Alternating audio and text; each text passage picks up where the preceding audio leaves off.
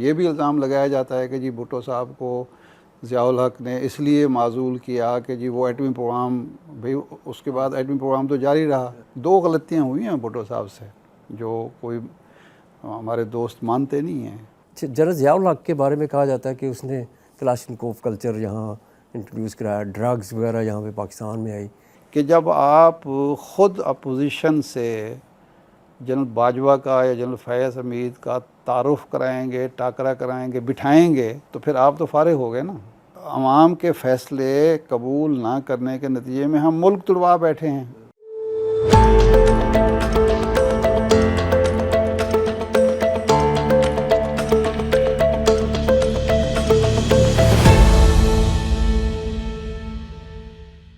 आज हमारे साथ मौजूद है सैयद इरशाद आरिफ साहब, CPNE के सदर हैं, बड़े सीनियर सहाफ़ी हैं, तज्ज़ियाकार हैं, अखबारात का तजुर्बा है, अब TV में काम कर रहे हैं, साथ अखबार का काम भी कर रहे हैं। तो उनसे हम जानेंगे कि उनका करियर कैसे उन्होंने स्टार्ट किया और किस तरह से उन्होंने तजुर्बात हासिल किए अपने दौर के, उनसे हम बात करेंगे आज। तो कैसे आपने करियर का आगाज़ किया? वली साहब, ये एक दिलचस्प कहानी है। हमारे एक स्कूल टीचर थे, वो आए तो अखबार वैसे भी आता था स्कूल में, लेकिन उन्होंने अपनी क्लास की 7वीं छठी में उन्होंने कहा कि जी सारे रोज़ाना अखबार पढ़ेंगे और संडे, उन दिनों संडे छुट्टी होती थी, बाद में फ्राइडे की रही है, फिर संडे है, तो 2 घंटे के लिए आप लोग आएंगे और मैं ये पूछूंगा कि पूरे हफ्ते में आपने क्या पढ़ा है। तो ज़ाहिर ख़बरें पढ़ना, तो उस दौर में शुद्ध बुद्ध हुई और शौक़ पैदा हुआ कि जी अखबार नवीस बनना चाहिए। मेरा कस्बा है शिकारपुर, राजनपुर के साथ है।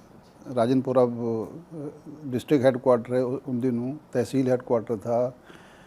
मेरे वालिद साहब ने, हमारा जो असल घर था वो एक देहात है कासिमपुर के साथ, वहाँ दादा परदादा के मज़ारात हैं। तो उन्होंने हिजरत की थी शिकारपुर में सिर्फ़ इसलिए कि वहाँ स्कूल नहीं था और यहाँ मिडिल स्कूल था, प्री पार्टीशन का कायम शुदा। तो सिर्फ़ तालीम के ख़ातिर कि बच्चों की तालीम हो, वहाँ हम शिफ्ट हुए शिकारपुर में और वहाँ से ये ज़हन बना के जी अखबार नवीस बनना चाहिए। फिर खैर तालीमी मराहल जब मुकम्मल हुए तो 78 में मैंने यहाँ लाहौर में उर्दू डाइजेस्ट से आगाज़ किया और फिर उर्दू डाइजेस्ट में काम किया। फिर अब्दुल कादिर हसन साहब का पर्चा था हफ्तरोज़ा अफरेशिया, वहाँ 1 साल काम किया। फिर दोबारा हफ्तरोज़ा ज़िंदगी में अल्ताफ़ हसन कुरैशी साहब के साथ काम किया और 1980 में, जब 1980 के आखिर में जंग का यहाँ से शुरू हुई भर्ती, तो इत्तेफाक से कि मौका मिल गया जंग में और मैं पहली टीम में था बतौर सब एडिटर। अक्टूबर 81 में रोज़नामा जंग का जब आगाज़ हुआ है तो मैं उस टीम का हिस्सा था और एक शिकायत सेल शुरू किया था। वो पहली अखबारी सनत में, सहाफ़त में एक आगाज़ था कि अवाम के मसाइल डायरेक्ट उजागर किए जाएँ। तो वो शिकायत सेल और वो सफ़ा जो स्पेशल एडिशन था वो मैंने शुरू किया था। अच्छा, उस दौर में सहाफ़त जो है कितनी मुश्किल थी?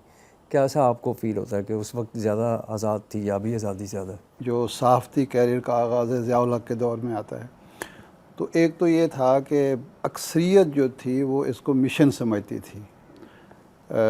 पाकिस्तान को, पाकिस्तान के नज़रिए के मुताबिक एक ऐसी जमहूरी, फलाही, इस्लामी, पार्लिमानी रियासत बनाने का एक जज्बा था, एक मिशन था। पाकिस्तान में जमहूरी इक़्तिदार का फ़रोग़, एक ऐसी खुशहाल सोसाइटी जहाँ आज़ादी हो, आपके अपने नज़रियात, ख़यालात पर कोई कदगन ना हो, कोई रोकने वाला ना हो। तो उस माहौल में माशाअल्लाह था और पहले भी कदगनें भुट्टो साहब के दौर में भी रही थी, अयूब खान के दौर में भी थी। तो उस दौर के सहाफ़ी के अंदर एट ए टाइम एक जज्बा भी था, ख्वाहिश भी थी, स्ट्रगल भी थी, लेकिन कुछ हदूद व क़यूद का, पाबंदियों का वो आदी भी हो चुका था। आप कह सकते हैं कि एक ज़िम्मेदाराना सहाफ़त जो है वो फ़रोग़ पा रही थी। उस दौर में मैंने कुछ अर्सा रिपोर्टिंग भी की है, 1.5 साल मैंने रिपोर्टिंग की है। अल्लाह का फ़ज़ल है कि एक भी ख़बर की तरदीद नहीं हुई, और किसी अखबार में जब किसी ख़बर की तरदीद छपती थी तो वो एडिटर से लेकर सब एडिटर तक हर बंदा शर्मिंदगी महसूस करता था। जंग अखबार में हम काम करते थे, मार्शल लॉ की पाबंदियाँ थी, सेंसरशिप था, उसके बावजूद जो कुछ छपता था उसकी एक अहमियत होती थी। यानी एक सेक्शन अफसर से लेकर सदर पाकिस्तान तक, चीफ मार्शल एडमिनिस्ट्रेटर ज़ियाउल हक तक उसकी अहमियत को महसूस करते थे, उस पर रिएक्शन देते थे। और वो जो कदगनें होती थीं वो इस बुनियाद पर होती थीं कि वो बेसिकली प्रेस की आज़ादी ही की बुनियाद पर, उसकी क़ुव्वत की बुनियाद पर कदगनें लगती थी कि ये एहसास होता था कि भाई ये चीज़ें अगर आम हो गई तो हमारा इक़्तिदार ख़तरे में पड़ सकता है। अब तकसीम है, बल्कि एक मीडिया हाउस जो होता है वो ज़ेर-ए-ताब होता है और बाकी सारे मीडिया हाउस जो होते हैं वो तालियां बजा रहे होते हैं, या वो कहते हैं डू मोर कि ये तो कम है। फिर वक्त तब्दील होता है, फिर अपनी बारी आती है तो फिर रो रहे होते हैं कि ये क्या हो गया है। तो उस दौर में ये चीज़ नहीं थी।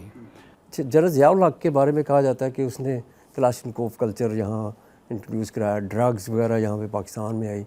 तो आपके ख़्याल में क्या जनरल ज़ियाउल हक की पॉलिसी जो थी वो ठीक थी? 2 पॉलिसीज़ ऐसी हैं जो एडॉप्ट की ज़ियाउल हक ने भुट्टो की। एक एटमी प्रोग्राम की पॉलिसी, ये भी इल्ज़ाम लगाया जाता है कि जी भुट्टो साहब को ज़ियाउल हक ने इसलिए माज़ूल किया कि जी वो एटमी प्रोग्राम, भाई उसके बाद एटमी प्रोग्राम तो जारी रहा, इसका मतलब ये बात तो कम से कम दुरुस्त नहीं है। इक़्तिदार की लड़ाई थी, माज़ूली गलत थी, आप ये कह सकते हैं कि एक फ़ौजी डिक्टेटर को ये हक़ हासिल नहीं, लेकिन ये बुनियाद नहीं थी, क्योंकि अगर ये बुनियाद होती तो हमारा एटमी प्रोग्राम रुक जाता। वो तो उसी दौर में मुकम्मल हुआ है। उसमें जो गलती मुझे नज़र आती है वो ये है कि ज़ियाउल हक ने जब ये अफ़गान मुहाजिरीन को पाकिस्तान में मेज़बानी का फ़ैसला किया, फ़ैसला पहले हो चुका था, बड़ी तादाद में जब आना शुरू हुए तो ईरान में भी लोग जा रहे थे, हमारे यहाँ भी आ रहे थे। फ़र्क ये था कि ईरान ने उनको ख़ैमों में एक ख़ास इलाके में महदूद किया, हमारे यहाँ ये काम नहीं हुआ, ये गलती है। और उसके नतीजे में ज़ाहिर बात है कि शहर शहर अगर आप भेज देंगे तो फिर वो सारे के सारे जो मुहाजिरीन होंगे वो कोई अमन पसंद और ऐसे शहरी तो नहीं होंगे कि जो गलत काम नहीं करेंगे, फिर वो गलत काम भी होंगे। अच्छा, मैं इस तरह से सोचता हूँ कि कोई और हुक्मरान होता तो वो क्या करता। उसके बाद वो ज़ियाउल हक का तो दौर ख़त्म हो गया ना 88 में, उसके बाद जो कुछ हुआ है उसका ज़ियाउल हक तो आप उसका कोई रास्ता रोक लेते। क्या अब आज अफ़गान मुहाजिरीन जो हैं वो ख़ैमों में रह रहे हैं, हर शहर में वो कारोबार कर रहे हैं। तो इसका मतलब ये है कि ये गलती किसी एक हुक्मरान की नहीं थी, ये हमारी पॉलिसी ही ऐसी बनती हैं और ऐसे ही चलती हैं। जब तक इस मुल्क में फेयर एंड फ्री इलेक्शन नहीं होंगे और फेयर एंड फ्री इलेक्शन के नताइज को हर इदारा, हर शख्स, हर जमात तस्लीम नहीं करेगी, ये काम चलता रहेगा। देखें, जो शख्स अवाम के एतमाद से, भुट्टो साहब का क्या मसला था? भुट्टो साहब इस मुल्क के बिलाशुबा अपने वक्त के मकबूल तरीन लीडर थे, इंतहाई ज़हीन आदमी थे, इक़्तिदार की बारीकियों से वाकिफ़ थे, इंटरनेशनल पॉलिटिक्स पर उनका अबूर था, ठीक है ना। कहाँ से मार खाई कि वो जो जिस इलेक्शन में उन्होंने कामयाबी हासिल की थी उसमें वो कायदे हिज़्ब इख्तिलाफ थे। लिजिटिमेसी प्रॉब्लम उनको 1972 से लेकर 1977 तक तंग करता रहा, परेशान करता रहा। 2 गलतियाँ हुई हैं भुट्टो साहब से जो कोई हमारे दोस्त मानते नहीं हैं। नंबर 1, उन्होंने जो आइन बनाया, जो कानून साजी की, उन्होंने इदारों को अपने हुदूद में रखने की कोशिश नहीं की। उन्होंने अपना गलबा हासिल करने के लिए दूसरे के गलबे को तस्लीम कर लिया, ताकतवर बना दिया, ताकत को फिर हक बनाने की कोशिश की। एक बड़ी गलती, वरना जो 71 में हो चुका था उसके बाद सिविल बालादस्ती हमेशा के लिए तय हो जानी चाहिए थी, लेकिन उन्होंने कमज़ोरी दिखाई। अच्छा, दूसरी जो गलती हुई वो 77 में उनसे गलती हुई कि भाई आप फेयर एंड फ्री इलेक्शन करा दें, आइन आपने बना दिया, बहुत बड़ा कारनामा आपने अंजाम दे दिया। 5 साल आपने हुकूमत कर ली, अपने आइन को, अपने मंशूर को जैसा तक इम्प्लीमेंट करना था आपने कर दिया, लेबर पॉलिसी आपकी आ गई और बहुत सारी इस्लाहात आपने कर दी। अब फेयर एंड फ्री इलेक्शन कराएं, अगर जीतते हैं तो आप हुकूमत करें, नहीं भी जीतते अपोजिशन में बैठ जाएं, कम से कम अगली जो है जमहूरियत तो चलने देना। वो नहीं की उन्होंने। होता या क्या होता कि अगर PNA मिसाल के तौर पे इक़्तिदार में भी आ जाता, वो कितना अरसा निकाल लेते, साल 1.5 साल से, क्योंकि जितनी 9 जमातें थीं मुश्किल था उनका चलना। बाद में भी तो 1 साल 1.5 साल से ज़्यादा नहीं चले, लेकिन ये होता कि आपकी जमहूरियत मजबूत हो जाती, पार्लिमानी सिस्टम मजबूत हो जाता। उन्होंने नहीं किया और वो सिलसिला आज तक जारी है। नवाज शरीफ और बेनज़ीर में क्या फ़र्क आप समझते हैं दोनों में? देखें, बेनज़ीर भुट्टो साहिबा जो थीं वो जागीरदार थीं, और जागीरदार होने की वजह से अगरचे वो ऑक्सफोर्ड से पढ़ के भी आई थी, लेकिन उनकी थिंकिंग जो थी वो उसमें एक मॉडर्न अप्रोच होती है वो नहीं थी, और बाद में साबित हुआ कि उन्होंने जागीरदारों को, वडेरों को जमात में अहमियत दी। नवाज शरीफ साहब को कुछ ऐसे मुशीर मिले, और चूँकि उनका एक गैर जागीरदार थे और सनतकार घराने से ताल्लुक़ था, तो उनकी सोच उस वक्त कम से कम इकॉनमी के हवाले से बड़ी मॉडर्न थी। लेकिन प्रॉब्लम क्या हुआ? प्रॉब्लम ये था कि आइडियल उनके भी जागीरदार थे। एक आज कहा जाता है ना कि जी पाकिस्तान की सबसे बड़ी, अगर ये बात दुरुस्त नहीं है, सबसे बड़ी जी सनतकार फैमिली थी। तो सनतकार फैमिली को ज़मीनें ख़रीदने की, और 85 के आप अगर देखें और 88 में जो उनके छपते थे इंटरव्यूज़ और जो चीज़ें उनके हक़ में, वो ये था कि ये जनाब ज़मींदार भी हैं, फ़लाँ फ़लाँ इनके फार्म भी हैं, फार्म्स भी हैं, और ये इसका मतलब ये है कि उनके जहन में भी वो ताकत, क्योंकि जागीरदार यहाँ ताकत की अलामत है, सिंबल है। तो उन्होंने भी एट ए टाइम, अगर वो अपने उस मॉडर्न अप्रोच पे कायम रहते और जागीरदार बनने की कोशिश ना करते, और जागीरदारों को गले लगाने की या सर पे चढ़ाने की कोशिश ना करते, तो वो शायद पॉलिसी दुरुस्त थी। तो आप क्या समझते हैं कि इमरान खान जब आए हैं तो उनकी पॉलिसी, उनकी गवर्नेंस के ऊपर बड़े क्वेश्चन उठाए जाते हैं? देखें, वैसे गवर्नेंस पॉइंट ऑफ व्यू से देखें ना, ज़रा आप जायज़ा लें नवाज शरीफ दौर का, बेनज़ीर दौर का, उससे पहले के अदवार का, एक जौहरी किस्म की आपको तब्दीली नज़र आती है। मिसाल के तौर पर इमरान खान ने 2 काम किए। उन्होंने कहा जी वेल्थ जनरेशन के बग़ैर हम तरक्की नहीं कर सकते। वेल्थ जनरेशन के उनको 2 सोर्स नज़र आए। एक टैक्स जो है उसको ब्रॉड बेस किया जाए, और दूसरा एक्सपोर्ट बढ़ाई जाए। उनका नुक्ता नज़र ये था, उस पे काम हुआ। आपको इल्म है कि 2013 में जब ज़रदारी साहब की हुकूमत ख़त्म हुई थी, तो हमारी जो एक्सपोर्ट थी वो $25 अरब की थी। जब 18 में हुकूमत मुस्लिम लीग की ख़त्म हुई तो 19 या 20 पे आ गई थी, नीचे आ गई थी $5 अरब। अब ये 20 अरब से डॉलर से ये $31 अरब तक ले गए। जो टैक्स, जो रेवेन्यू था वो हमारा 3800 अरब का था, ये उसको कोई 64-65 तक ले गए। 72 का था टारगेट। यानी उन्होंने ज़्यादा से ज़्यादा उन सनतों को तरजीह अव्वल रखा, और ज़राअत को जो एक्सपोर्ट में मददगार हैं। दूसरा, इन्होंने नौजवान को टारगेट किया कि नौजवान के लिए आज़ादाना सरकारी मुलाजमतें नहीं दी, जो नवाज शरीफ साहब का या मुस्लिम लीग का एक वतीरा रहा है या पीपल्स पार्टी का वतीरा रहा है। नवाज शरीफ का कम है लेकिन पीपल्स पार्टी का ज़्यादा है। उन्होंने कहा जी लोगों के लिए रोज़गार के मौके पैदा करो।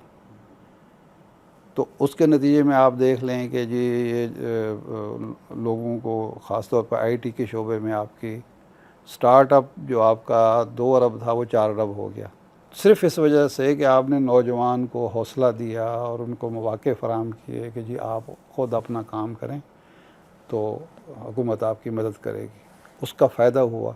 इसका मतलब ये है कि इस मामले में तो वो उनकी अप्रोच मॉडर्न थी, ये उसी तरह की अप्रोच थी जिस तरह 91-92 में नवाज शरीफ की अप्रोच थी कि उन्होंने कुछ चीज़ें जो कदगनें थी ख़त्म की और उसका फ़ायदा हुआ इंडस्ट्री के हवाले से। बाकी जो मामला है ना गवर्नेंस का, वो जो बुनियादी इस्लाहात उनको एफबीआर में चाहिए थी, पुलिस में चाहिए थी, उसमें चाहिए थी, रियल इस्टेट के शोबे में थी, वो नहीं कर पाए। वो अपनी मजबूरियां बयान करते हैं और कुछ हैं भी चीज़ें। अब तो शब्बर ज़ैदी हर रोज़ कोई ना कोई कहानी सुनाते हैं हमें ना। तो प्रॉब्लम ये है, जो बुनियादी ख़राबी अभी तक मौजूद है, जब तक आप वो दूर नहीं करेंगे, आपका पावर स्ट्रक्चर जब तक इस्लाह नहीं होगी, ताकत जो है, जिसके पास इक़्तिदार है उसके पास अख्तियार भी हो, अख्तियार किसी और के पास होगा, इक़्तिदार किसी और के पास होगा, तो ये कोई काम चल नहीं पाएगा, हो नहीं पाएगा। इमरान खान ने कोशिश नहीं की, मैं ये समझता हूँ। इमरान खान जो तकिया करके बैठ गया ना, ये गलती थी। इसका उसको ज़ाती तौर पर भी नुकसान हुआ है, मुल्क को भी नुकसान हुआ है। ज़ाती तौर पर इसलिए नुकसान हुआ कि जब आप ख़ुद अपोजिशन से जनरल बाजवा का या जनरल फैज़ हमीद का तारुफ़ कराएंगे, टाकरा कराएंगे, बिठाएंगे, तो फिर आप तो फारिग हो गए ना। जब आपने बजट पास कराना है, जनरल फैज़ हमीद कराएगा, जनरल बाजवा कराएगा, ठीक है। सेनेट का इलेक्शन लड़ना है, वो लड़ेंगे। तो उनको तो पता चल गया कि यार जो कुछ भी नहीं है, यानी जो होते एक भ्रम होता है किसी हुक्मरान का, किसी शख्स का। अच्छा, अब जब वो आप कमज़ोरियाँ अपनी ज़ाहिर कर देंगे तो फिर ठीक है, जो समझता है कि जी मैं चला रहा हूँ शहबाज शरीफ को या इमरान खान को या नवाज शरीफ को, वो कहेगा फिर मैं चला रहा हूँ तो मैं फिर किसी और को भी चला सकता हूँ। तो इसका नुकसान उनको भी हुआ, सिस्टम को भी हुआ। ये उनकी गलती थी। उनको चाहिए था, जो तब्दीली का नारा लगा के आए थे, तो तब्दीली ये नहीं थी कि आपने एफबीआर में तब्दीली सिर्फ करनी है, आपने हर शोबे में करके गवर्नेंस सिस्टम को जहाँ जहाँ से रुकावटें पेश आ रही हैं, जिसमें इस्लाह नहीं हो सकती, उसको पहले एड्रेस करें। पाकिस्तान में नौजवान बड़ा मायूस है, उनके लिए कोई फ्यूचर नज़र नहीं आता। वो क्या करें? आप क्या समझ रहे हैं कि आगे पाकिस्तान का क्या बनेगा?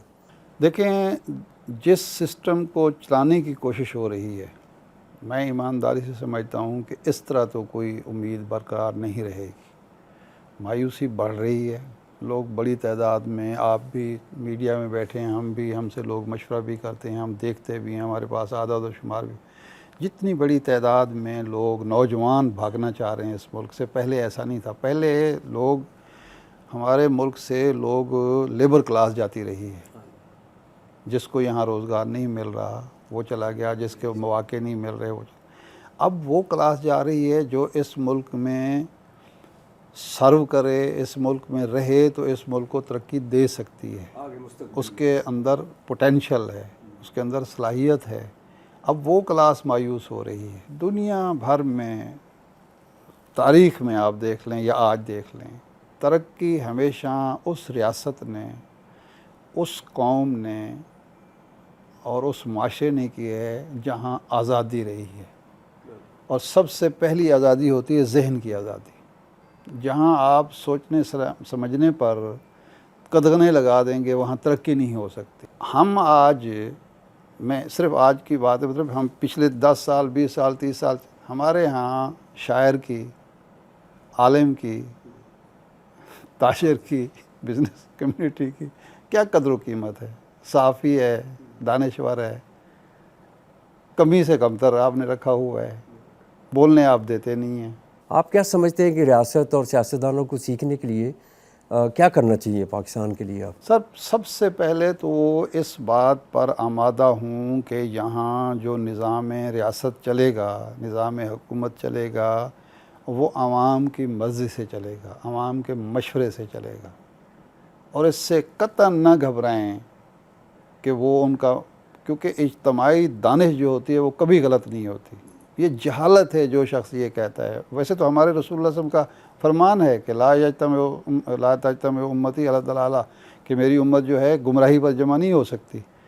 लेकिन उससे कतई नज़र तारीख़ हमें ये बता रही है कि अवाम के फ़ैसले कबूल ना करने के नतीजे में हम मुल्क तुड़वा बैठे हैं। उसके बाद हमें और किसी से सबक लेने की क्या ज़रूरत है। हमारे और इंडिया में देखें 1993 तक हम मुआशी तौर पर इंडिया से आगे थे।